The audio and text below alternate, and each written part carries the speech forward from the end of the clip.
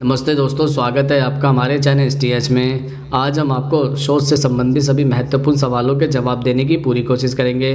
तो चलिए स्टार्ट करते हैं। सवाल नंबर 1, एक दिन में कितनी बार सोच जाना सही रहता है? दरअसल आयुर्वेद के अनुसार एक स्वस्थ व्यक्ति को दिन में 2 बार मल त्याग करना चाहिए, परंतु आजकल की जीवन शैली और खान पान को देखते हुए एक बार तो मल त्याग परम आवश्यक है, अन्यथा सारा दिन बेचैनी और भारीपन बना रहता है। सवाल नंबर 2, बार बार सोच जाने का प्रमुख कारण क्या होता है? दरअसल बार बार सोच जाने के कई कारण हो सकते हैं, जैसे कई बार गलत खान पान की वजह से, तो कई बार सफाई से नहीं रहने की वजह से पेट से जुड़ी समस्याएं हो जाती है। इन्फेक्शन हो जाने से बार बार मोशन होना, कमजोरी होना, उल्टी होना और कभी कभी बुखार होने जैसे लक्षण दिखाई देते हैं। बरसात के मौसम में अक्सर लोगों का पेट खराब हो जाता है। दरअसल बरसात में वातावरण में नमी काफ़ी बढ़ जाती है, जिससे बैक्टीरिया के पनपने की आशंका बहुत बढ़ जाती है। ऐसे होने पर शरीर में पानी की कमी हो जाती है। ऐसे में कोशिश करें कि ज़्यादा से ज़्यादा पानी पिए। आप फलों का जूस और सब्जियों का रस भी ले सकते हैं। आप चाहे तो नींबू पानी, नमक, चीनी का घोल या फिर नारियल पानी ले सकते हैं। गाजर का जूस भी ऐसे समय में काफ़ी फ़ायदेमंद रहता है। सवाल नंबर 3, खाना खाने के तुरंत बाद सोच क्यों लगता है? दरअसल खाना खाने के तुरंत बाद सोच लगने की समस्या को गैस्ट्रोकोलिस रिफ्लेक्स कहते हैं। देखा गया है कि यह समस्या उन लोगों को ज़्यादा आती है जो शुरुआत में लंबे समय तक सोच को रोक कर रखते हैं। इस समस्या से छुटकारा पाने के लिए आपको खाना अच्छी तरह चबा चबा कर खाना चाहिए। फाइबर वाले आहारों का सेवन करें। 3 से 4 बार में थोड़ा थोड़ा भोजन करें। इसके अलावा इस समस्या से बचने के लिए फाइबर युक्त खाद्य पदार्थों को अपने आहार में शामिल करें। फाइबर से भरपूर खाद्य पदार्थों में नाशपाती, सेब, मटर, ब्रोकली, साबुत अनाज, सेम और दालें शामिल हैं। साथ ही आहार में दही, कच्चे सलाद, अदरक, अनानास, अमरूद, अमजोर आदि को शामिल करें। इसके अलावा केले, आम, पालक, टमाटर, नट्स और शतावरी आदि आहारों में पोटेशियम की मात्रा ज़्यादा होती है, इसलिए ये आहार भी फायदेमंद होते हैं। सवाल नंबर 4, कुछ लोगों को सोच करते समय दर्द क्यों होता है? दरअसल अगर दर्द है तो इसकी वजह इन्फेक्शन होता है। कब्ज इसकी सबसे बड़ी वजह होती है।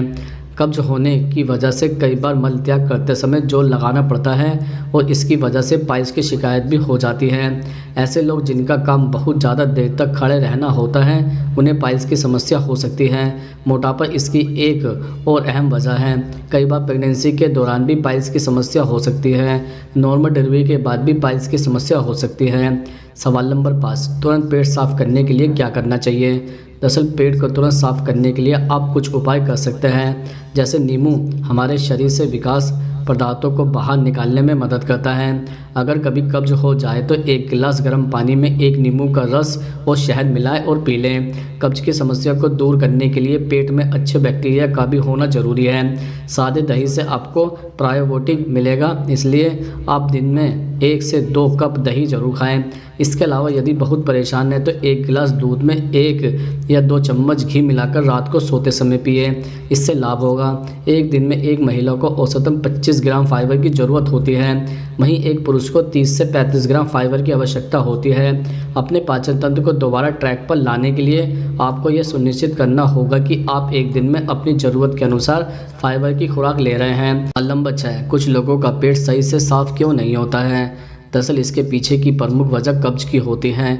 आमतौर पर कब्ज की समस्या खान पान में गड़बड़ी के कारण ही होती है। जो लोग पानी कम पीते हैं और अन्य तरल पदार्थों का सेवन भी कम करते हैं या फिर नहीं भी करते, उन्हें भी कब्ज की समस्या होती है। जिन लोगों को सोने और जागने का समय निश्चित नहीं होता है, उन्हें अक्सर सोच समय पर नहीं होता है और इससे कब्ज की समस्या बढ़ती है। जो लोग लगातार बैठे रहते हैं या शारीरिक श्रम नहीं करते, उन्हें भी कब्ज की समस्या होती है। सवाल नंबर 7, आंतों में जमा मल कैसे बाहर निकाल सकते हैं? दरअसल अगर हर 10 दिन में आंतों की सफाई कर ले तो शरीर की यह मशीन लगभग नई होकर अपना काम फिर से सही रूप से करने लगती है।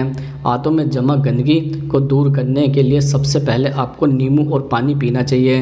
अगर आप ऐसा करते हैं तो आपको कभी भी पेट से जुड़ी परेशानियां नहीं होगी। और सबसे बड़ी बात यह है कि आपको यह सुबह सोकर जागने के बाद पीना है।